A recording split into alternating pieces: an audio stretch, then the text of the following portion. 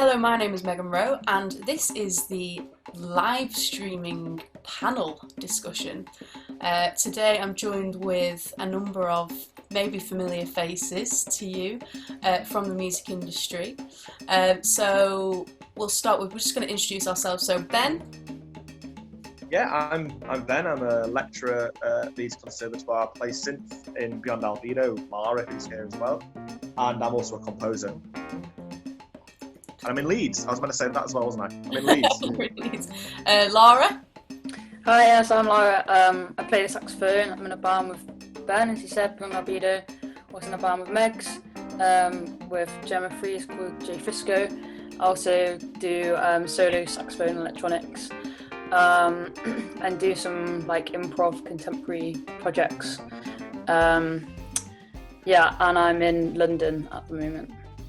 Excellent. Paul? Well, I'm based in London and I have two jobs. One is reasonably well paid, the other one not so. One is Ronnie Scott's Jazz Club. I've been part of the music team there for 11 years. And I've been going to the club many years before then, and also all the gigs under the sun over the last so many years. And then I'm also a promoter at the Spice of Life, which I've been doing for 22 years. That's more a grassroots venue. And lots of the musicians who play there then play at Ronnie's and then back at the Spice. So I get a good, feet on the ground view of what's happening on the scene and dealing with local musicians as well as overseas, so it's been an amazing experience. Brilliant, thank you. Matt has just joined us. I'm going to let him in and explain that we are introducing ourselves. He's going to be like, what? Let me let him in. Jamie, do you want to introduce yourself? Should we say hello to Matt quickly? Yeah, let's say hello. Hi, Matt. Hi, Matt quickly. Hi, Matt. We've just started. We're just introducing ourselves, so we'll just have Jamie and then we'll have you. Cool. Hello, I'm Jamie. I live in Manchester and I'm also a saxophone player. I've always felt a bit weird about calling myself a composer when people like Ben, who really do it properly, are in the room, but I do also write some music that I end up playing. And yeah... I didn't do it properly. What are you on about? And yeah, I play in Taupe is a trio that has had the closest association with Jazz North, all the things I'm in. I run an 11-piece band called Agbeko, and I play, it's a bit like Lara, a bit of a kind of band addict. And that's me, somehow that's my job. It's great. Awesome. And Matt? Hello. So I'm Matt. I'm head of community music and education at Concert House Dortmund in Germany, where it's my job to make a community music sector happen. As it doesn't exist yet. Wow. That's my job, and I'm formerly of the Jazz North Parish, play clarinet and stuff. Brilliant. Oh, thank you for joining us. So the topic of today's discussion is live streaming and how it affects artists, audiences, and promoters and venue owners. So we want to look into how it affects each of you and what we predict the future will look like as a result of this saturation of live streamed entertainment. So the first question I want to ask, anyone can jump in and answer this question. How has audience engagement been affected by the rise in artists live streaming their music? Ben, are you laughing at me?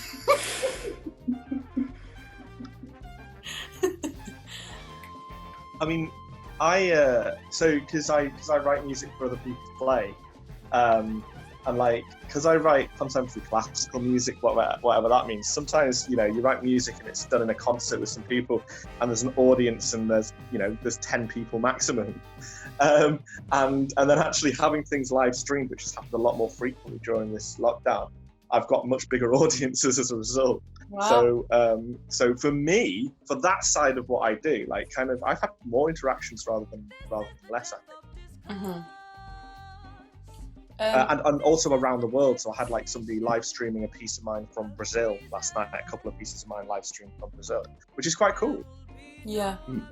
So there's more potential reach. I've just thought we don't really get, I know something that was really valuable to Jay Frisco is the engagement that we would have after a performance, where people, particularly like women who felt really inspired and they were like, oh, it just really moved me. And we don't really get that now because there's just, you don't have that in-room experience with people. It's quite strange. And I think also like it's okay maybe for soloists to make things happen, but like there's a lot of us all in bands here, and like you say, we're all in different cities. So unless you can get in the same room together, you can't really make it work sound wise. And even then, like the sounds are so complex, you know, like how to mix it already is hard enough, and then to put that through a computer to be streamed. I did one of my solo stuff, and I had to do so much stuff. You had to reroute the sound, all this stuff, just to get Ableton to come through Zoom, and it just wasn't worth it in the end, because by the time I then got on the stream, it, like Ben said, it was great because there was people from all over Europe on the stream, but my computer just froze out because it couldn't hack it. So I'd done all that, and then it was just like great. I had to turn my video off, and it was just a nightmare. And from that point, I was like, I think my set just doesn't work in this context, and that's, I'm just going to accept that. And you know, I've just changed to focus on doing recordings and then put music out that way, because that's how we would usually work anyway. But like you say, like how are you meant to make it happen? And then is it worth it anyway? Like I think for Jay Frisco in particular, because it's so based on improvisation and being in the room together and the moments and the vibe of the space as well. Like the venue has such an impact on what we do. You know, if it's one of those like tiny little grotty venues that has one sound, if it's one of the bigger theatre venues that brings out another sound. It's how the sound engineer mixes us as well, and we kind of let them have some creative freedom with that. And I don't know. You just can't get that off live streaming. I don't know how.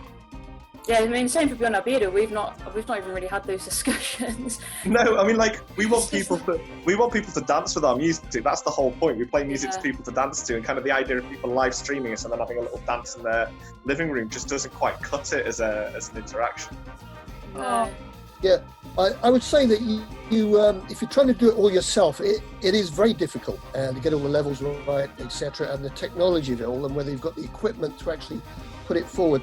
I mean, I can cite some examples of some very successful amateur streaming, and one of those I thought was very successful was the one that Jason Rebello did with Ian Bellamy. It was the first of several, and what he did, he got his children to do the technical side of aspect of the broadcast. So it left him free to play, for him and Ian to have some jokes between them, and it was so delightful. The whole thing was very good, and I think they started to forget about the technical aspects. They became themselves. And then the other successful thing I saw was there were two other ones. There was the Fred Hirsch live from the Village Vanguard. That was a paid-for viewing, and it was just like being in the Village Vanguard. Well, second best to being there, but it was well filmed. The sound was great, and so on. And the other one was in a virtual jazz club with Carl Orr. So he's playing solo guitar, and you walk through the spaces and into the room. So I guess it was a novelty, and you get used to these things. And that's a general point about live streaming. That is it wearing off as we watch more of it? Yeah. But there are some successes as well. I understand the difficulties of it, getting the sound right and so on. And then at Ronnie Scott's, we have been running it for quite a while. Before the lockdown, I mean, three or more years before then, we were streaming things like George Benson and lots of other local bands as well. And we got the camera angles right, got the right equipment in there, and so on. So when lockdown came about, we streamed the Ashley Henry gigs that were booked in, but we had to lock down.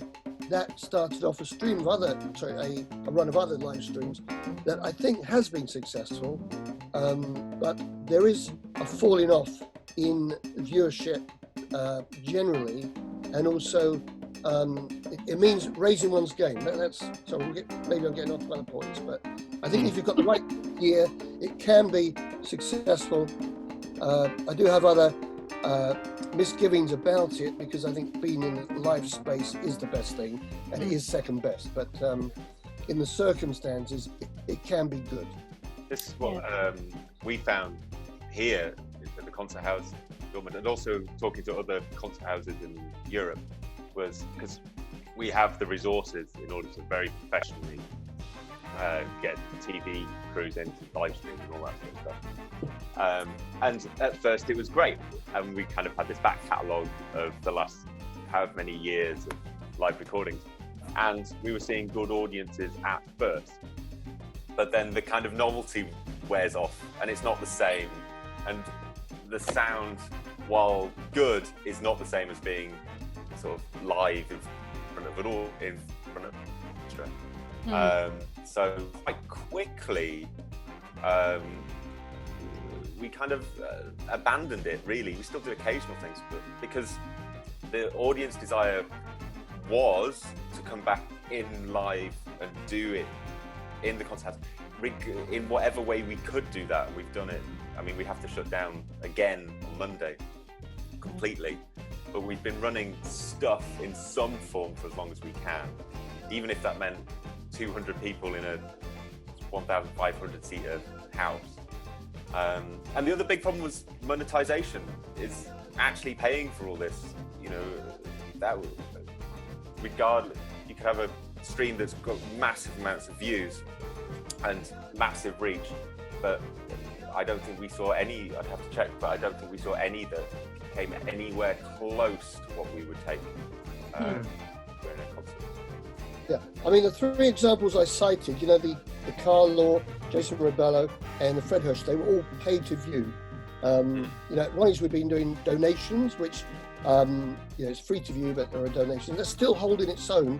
It's an added revenue to the band, as well as helping support the club.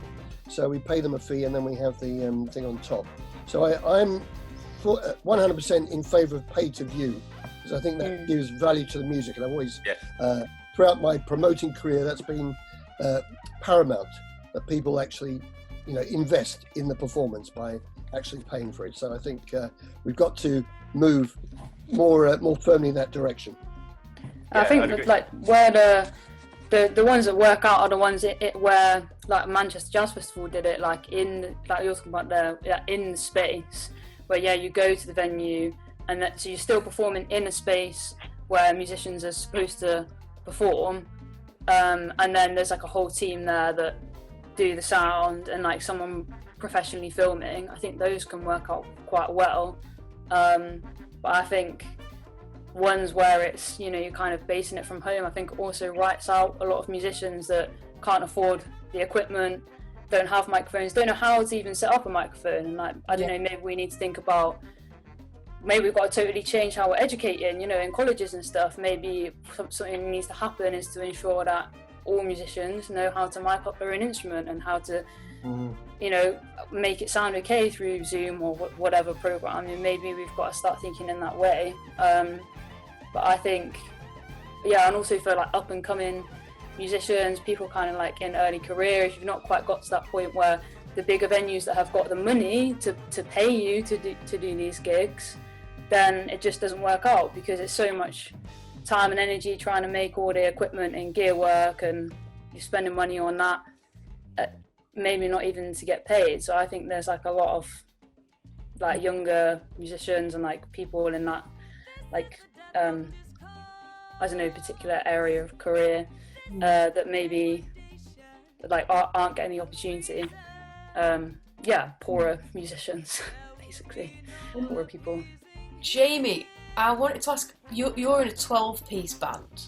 Have you been able to do anything sort of over this time with regards to streaming? Well, it's only 11. Phew. Although if it was 12, I guess at one point we could have done 2 different rules of 6 and just like shouted at one another.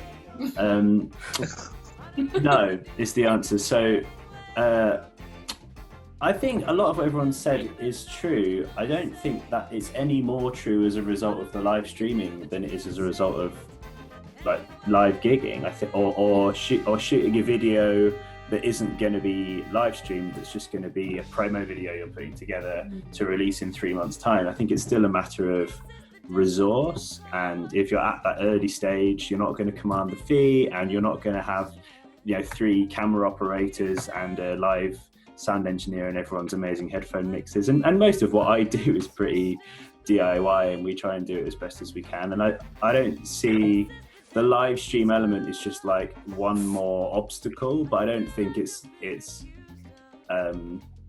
any different than it would be for an artist with like a label and a 10 grand PR budget trying to do something versus like Taupe or whatever, or it the same suck it and see sort of thing has to apply with that. With the Agbeka thing, it's basically on hold apart from this outreach sort of project that we've been lucky to be able to do.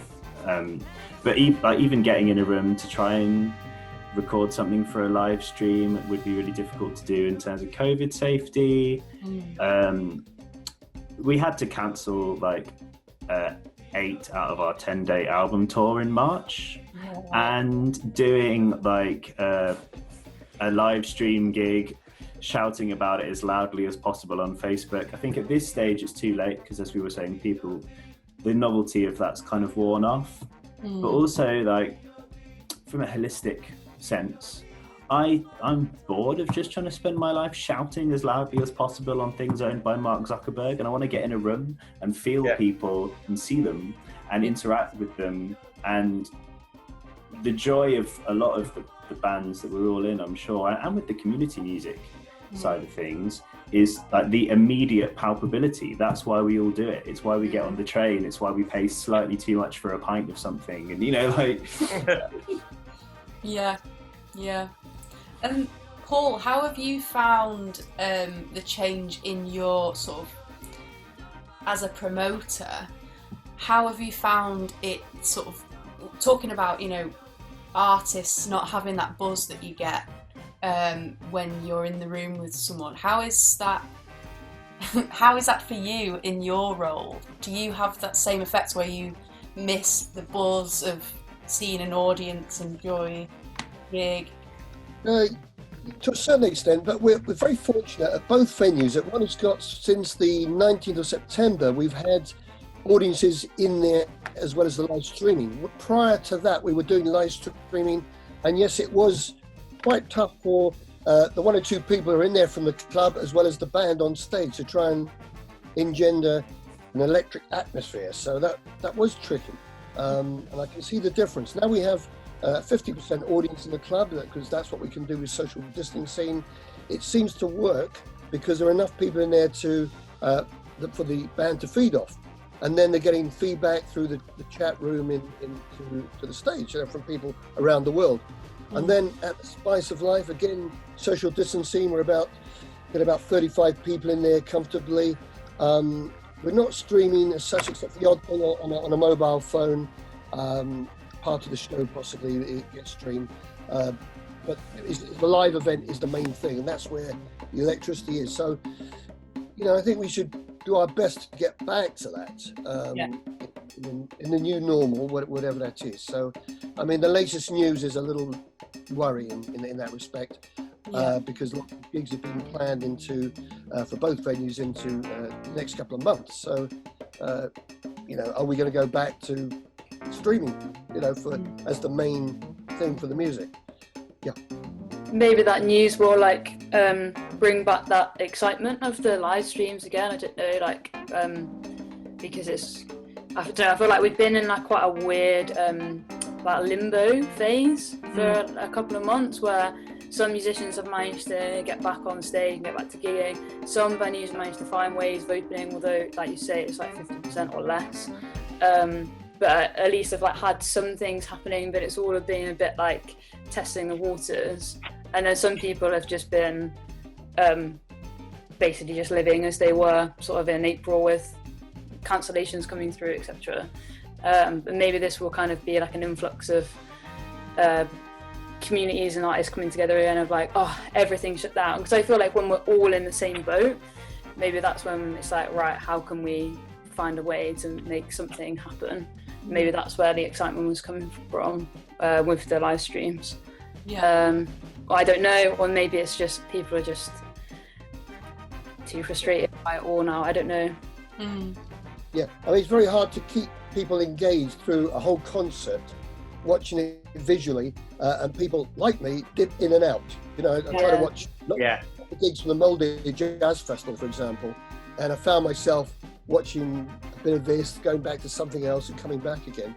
And with a live performance in the room, you've committed, you've invested in, you know, you paid your money, you've gone in there, and you sat there, and you're going to enjoy it or get something from it, you know. So I think there is that difference, and I think the quality has to be up there, you know, to engage at least that's a sort of baseline of getting people involved with the performance if it's going to be through a live stream. I mean, the best examples are probably the subsidized countries, you know, in Norway, Germany, Holland. They've sent out some amazing live streams to their festivals. The latest thing from Django Bates with the Frankfurt Big Band, which is live streamed a few days ago, is amazing. I mean, they've got it, even though they're socially distanced, you've got all the best cameras, all the rest of it, and the sound is fantastic. So, do you do less live streaming and high quality, or do you just keep on sending out stuff? Because I think things will get too much for people. People are going to get overwhelmed by it and dip in and out, as I said earlier, about, you know, what's there. Okay, I've got one final question. So how do we think live streaming will shape the future of live entertainment? So any predictions about how it might change the value of music? Maybe there's too much streaming happening and it's oversaturating the market. What do people think? Any ideas? Well, I'll be very brief. I think we want to move to pay for streaming. I think that's the only way forward. The gate has closed and the horse has bolted regarding recorded music with streaming. You know, people are not getting the revenue they should be getting for their work. And I think with live streaming, I think we all need to sort of unite in the respect of a paywall of some sort, that people actually pay for a quality stream, and it becomes, you know, a valuable commodity rather than being devalued by lots of it. I think in order to achieve that on a more universal level, you're maybe actually looking at, I'm thinking out loud, a couple of venues that can't operate as venues, and particularly somewhere like Manchester, that can't happen at all.